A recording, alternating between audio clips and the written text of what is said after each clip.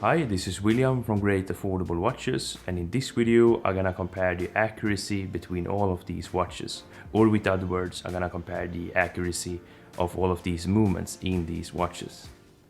So from the left we got the Millennial Prestige with the Miyota 1915 movement, the Seiko SARB065 with the 6R15, the Seiko SKX013 with the Seiko 7S26, the Tudor Black Pay 58 with the in-house MT5402, the Hamilton Khaki Field Auto with the Hamilton H10 movement or the ETA C0711, and at the right we got the Spinnaker Rec with the Seiko NH35 or the Seiko 4R36.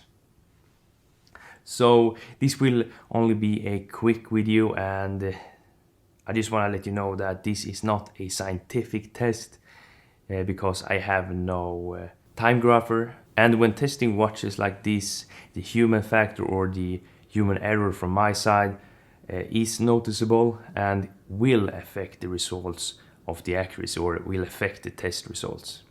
So just keep that in mind, and remember that all watches can have some variations between examples. So just because I don't know, this Seiko performs bad doesn't mean that all Seiko 6R15 performs bad. Now this watch doesn't perform bad, but just for an example.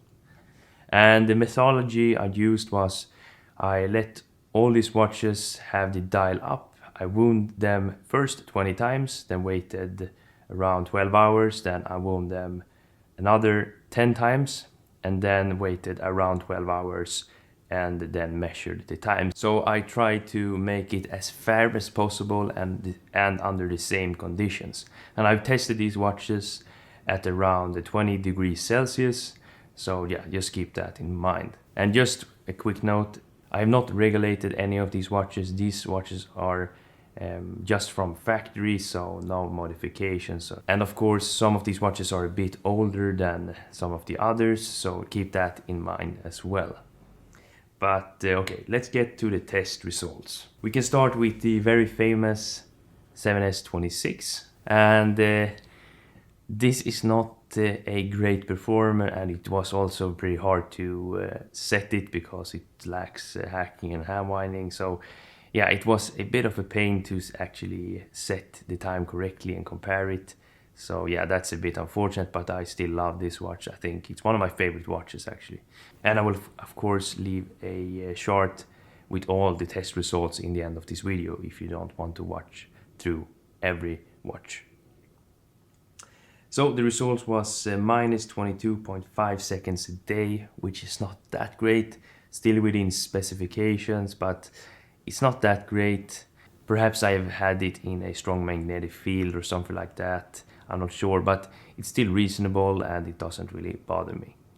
But that's for baseline, so minus 22.5 seconds a day. Okay, the next watch, the Spinnaker with the Seiko NH35 or the 4R36. They are basically the same, or they are the same movement. This watch performs actually really good.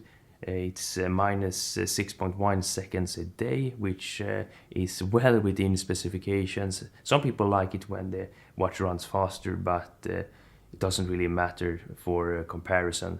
It's within specs. Minus 6 seconds or plus 6 seconds doesn't really matter. It's still the same variance.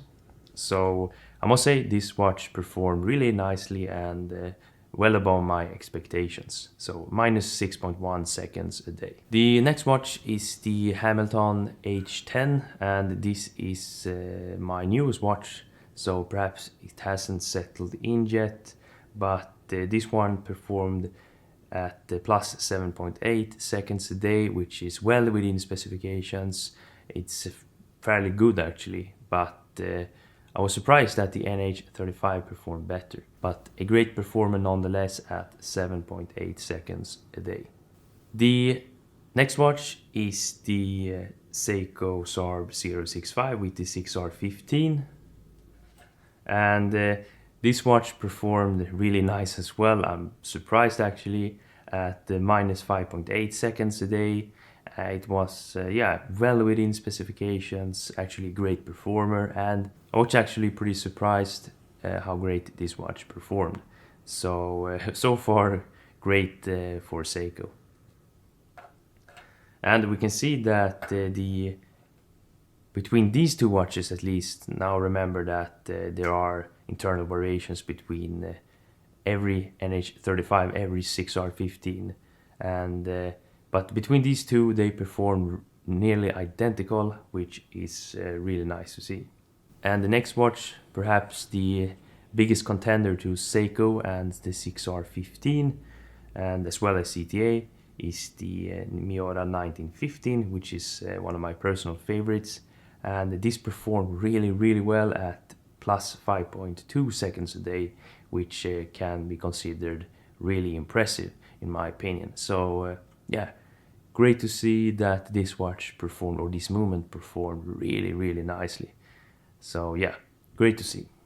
And for the last watch, the Tudor Black Pay 58, and honestly this watch performed within the margin of error, and this watch performed at plus 0.7 seconds a day, which is incredibly accurate.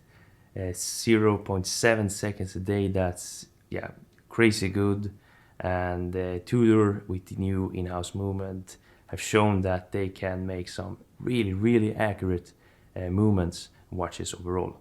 So yeah, really nice to see that this watch performed that good. But of course, it's to be expected that a more expensive watch should perform a bit better than the more cheaper watches.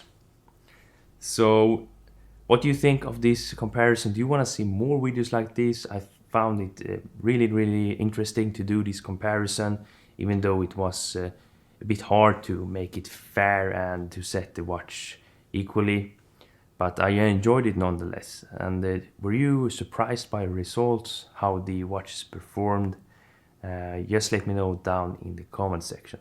And remember, these tests are not definite and are not scientific by any means, so don't take these as facts, and more like a guideline to what to expect with these movements. Okay, thanks for watching, and if you like this video, please leave a like, and if you haven't already subscribed, do that as well for more watch related content. Okay, thanks for watching, and I'll see you in the next one. Bye.